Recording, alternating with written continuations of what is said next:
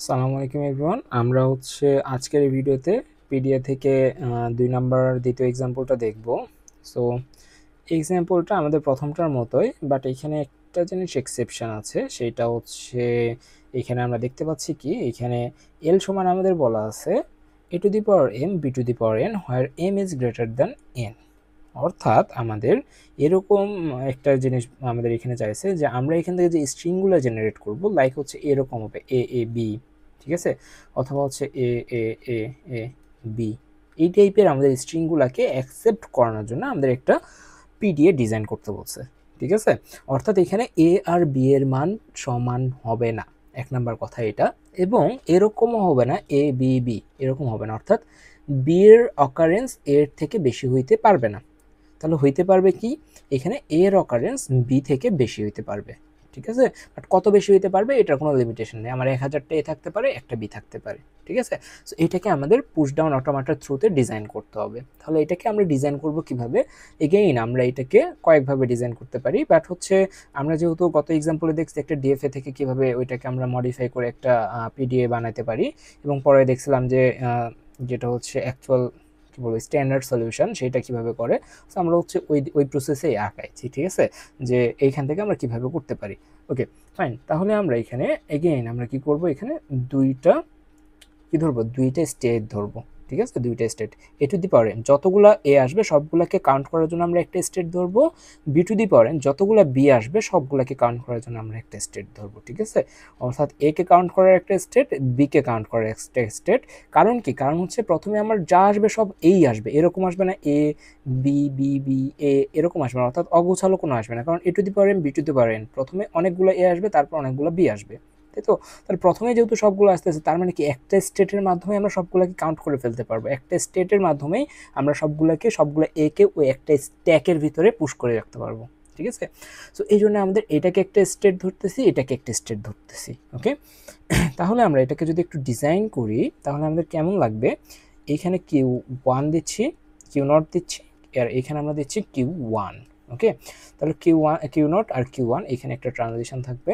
ওকে, তাহলে কিউ নটে আমরা কতক্ষণ থাকবো, যতক্ষণ আমাদের এ আসতে থাকবে। ঠিক আছে, আমার 1000টা এ থাকলে 1000টা একেই আমি কিউ নটে অ্যাকসেপ্ট করব, এটা হচ্ছে আমার টার্গেট। ওকে, তাহলে আমরা এখানে একটা লুপ দেব।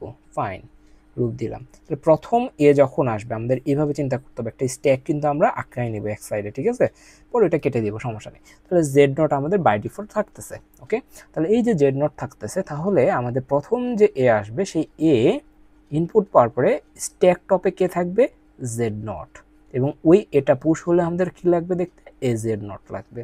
দ্বিতীয় এ যদি এখানে পুশ হইতে চাই, এখানে একটা এ আমরা অলরেডি পুশ করছি এইটার থ্রুতে, আরেকটা এ যদি এখানে পুশ হইতে চাই তাহলে আমাদের এ পুশ হচ্ছে, এ ইনপুট পেলে আমরা স্ট্যাক টপে আছে এ, এবং এটাকে আমরা পুশ করার পরে আমাদের স্ট্যাকটা দেখতে হবে এ এ এই টাইপের।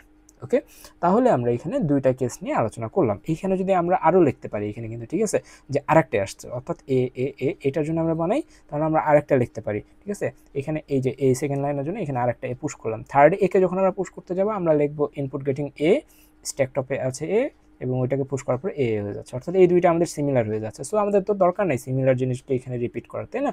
সো দ্যাট আমরা এখানে কি করি, এই দুইটাই লিখি। ওকে, তাহলে আমরা এটা লিখে ফেললাম। এখন আমাদের যেটা করতে হবে সেটা হচ্ছে এটা লিখে ফেললাম। এখন আমরা ধরে নিচ্ছি এখানে আমাদের 1000টা আসছে, সব সব একে আমাদের স্ট্যাকে পুশ করার জন্য জাস্ট এই একটা স্টেটই এনাফ।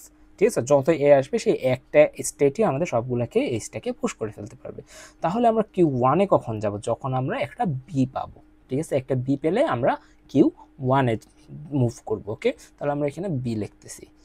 ওকে, বি পেলে আমরা কিউ ওয়ানে মুভ করব, পাশাপাশি আমরা কি করব, আমাদের স্ট্যাক থেকে পপ করব এলিমেন্টকে। ঠিক আছে, যে আমাদের স্ট্যাকটা যদি আমরা এই যে ট্রিপল এ বি এর জন্য ড্র করি, ট্রিপল এ বি এর জন্য আমাদের জেড নট এখানে থাকতেছে, একটা এ, দুইটা এ, তিনটা এ, তারপরে একটা বি পাইছে, বি পাওয়ার পরে সে কিউ ওয়ানে যাবে, বাট সে চেক করবে স্ট্যাক টপে কি আছে। স্ট্যাক টপে যদি এ থাকে তাহলে সে সেটাকে রিমুভ করবে, পপ করবে। ঠিক আছে, তাহলে সে পপ করলো। তাহলে আমরা যদি বি পাই এবং স্ট্যাক টপে এ থাকে তাহলে আমরা একটাকে পপ করলাম। ফাইন, কোনো সমস্যা নাই, তাহলে আমরা একটাকে পপ করে ফেলি। ওকে, আচ্ছা, এখানে আমরা এই স্ট্রিংটাকে কই লিখলাম, এ ট্রিপল এ বি বিবি করে দিই। ওকে ফাইন, তাহলে আমরা এখন Q1 এ আসলাম। Q1 এ এসে আমাদের এখানে কি করব, আরও যে যদি বি থাকে সেই বিগুলোকে আমরা এখানে কাউন্ট করে করে স্ট্যাক থেকে রিমুভ করবো একটা করে এলিমেন্ট। ওকে, আবার যদি বি পাই এবং স্ট্যাক টপ যদি এ হয় আমরা কি করব, এপসাইলন নটের মাধ্যমে রিমুভ করে ফেললাম। ফাইন, কোনো সমস্যা নেই। অর্থাৎ আমরা তিনটাকে পুশ করছিলাম, একটার মাধ্যমে একটা একে রিমুভ করলাম, আরেকটা বি পাইছি যখন তখন আমরা আরেকটাকে রিমুভ করে দিচ্ছি। তাহলে এটাকে আমরা রিমুভ করে ফেললাম, সমস্যা নেই। এরপরে আমাদের কি পাইছি, এ আছে, অর্থাৎ এই স্ট্রিংটা তো আমাদের অ্যাকসেপ্ট করাতে হবে, কারণ এই স্ট্রিং এই যে ল্যাঙ্গুয়েজ আছে সেই ল্যাঙ্গুয়েজ মোতাবেক তৈরি করা, তাই না? তো এই স্ট্রিংটাকে যদি আমাকে অ্যাকসেপ্ট করাতে হয়, ভালো মতো একটু খেয়াল করেন যে এই স্ট্রিংকে যদি আমি অ্যাকসেপ্ট করাতে চাই তাহলে বি থেকে আমার মিনিমাম একটা এ এক্সট্রা থাকতে হবে, ঠিক আছে? অর্থাৎ আমি এখানে যদি কিউ এফ আঁকাই, ফাইনাল স্টেটটা যদি আমরা এখানে আঁকাই, তাহলে ফাইনাল স্টেটে আসার জন্যে আমার আগের উদাহরণগুলোতে আপনারা দেখছেন যে ফাইনাল স্টেটে আসার জন্য গত উদাহরণে আমরা দেখছিলাম যে এমটি কি লাগে, এমটি একটা সোয়াপ লাগে, এমটি সোয়াপ না তো এমটি একটা ট্রানজিশন লাগে, এমটি ইনপুট, ঠিক আছে, এপসাইলন ইনপুট। এটা পেলে আমরা এখানে জেড নোট লিখতাম, তারপর আবার এসে জেড নোট লিখতাম, তাই তো?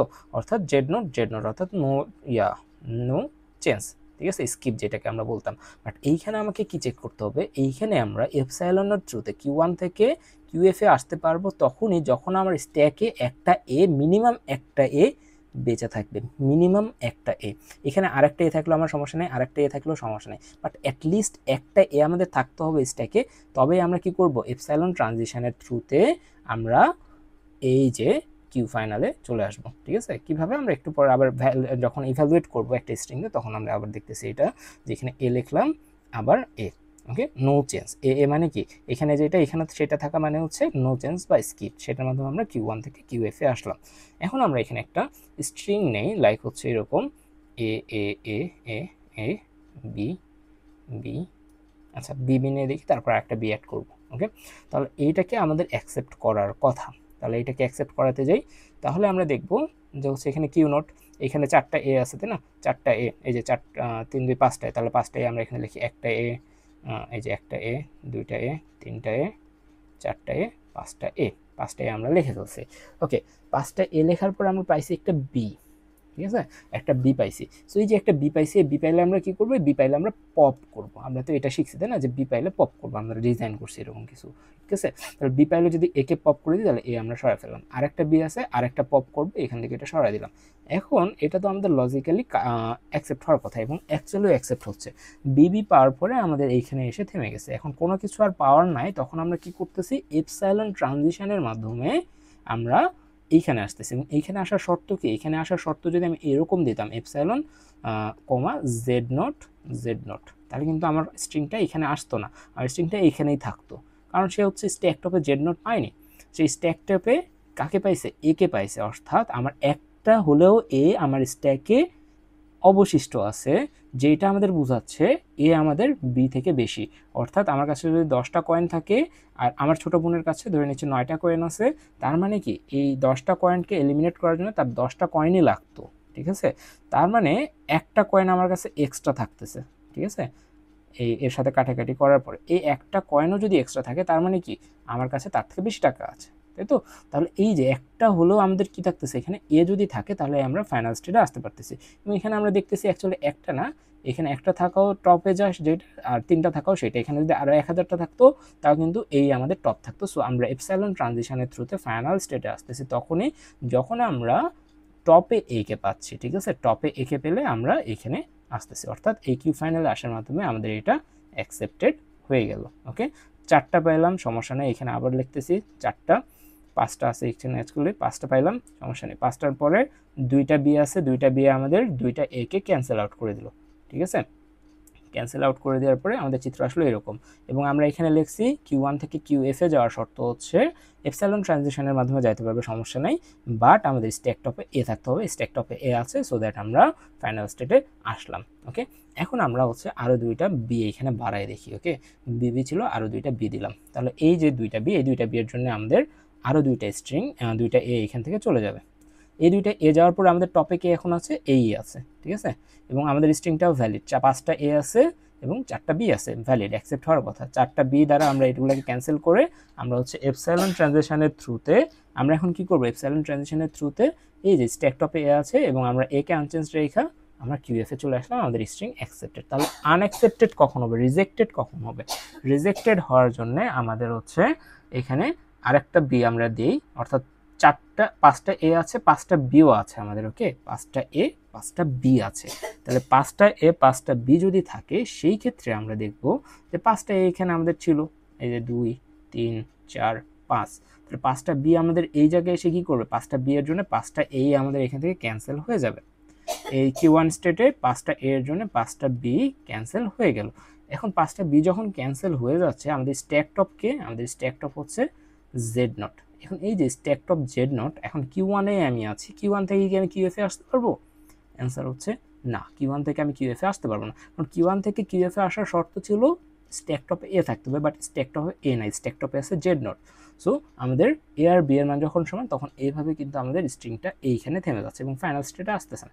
যেহেতু ফাইনাল স্টেটে আসতেছে না, সো দ্যাট আমাদের এই স্ট্রিংটা ইনভ্যালিড। ঠিক আছে, সো আমাদের a two the power m b two the power n where m is greater than n, এই যে আমাদের যে ল্যাঙ্গুয়েজটা আছে, সেই ল্যাঙ্গুয়েজটার জন্য আমাদের পিডিএটা হচ্ছে এইটা, আমাদের ডিজাইন পিডিএ হচ্ছে এইটা। ঠিক আছে, সো আমরা এইভাবে একটা পিডিএ ডিজাইন করতে পারি গিভেন ল্যাঙ্গুয়েজের জন্য। ওকে, তাহলে হচ্ছে আমরা নেক্সট ক্লাসে আরও কয়েকটা এক্সাম্পল দেখব। ততক্ষণ পর্যন্ত আল্লাহ হাফেজ। আর এগুলো একটু প্র্যাকটিস করতে হবে আস্তে আস্তে। আমি আশা করতেছি আপনাদের মধ্যে প্যাটার্ন কীভাবে বুঝতে হচ্ছে এটার নলেজ চলে আসতেছে। ওকে, ঠিক আছে, আমরা হচ্ছে নেক্সট ক্লাসে আরও কিছু প্রবলেম সলভ করবো। আল্লাহ হাফেজ।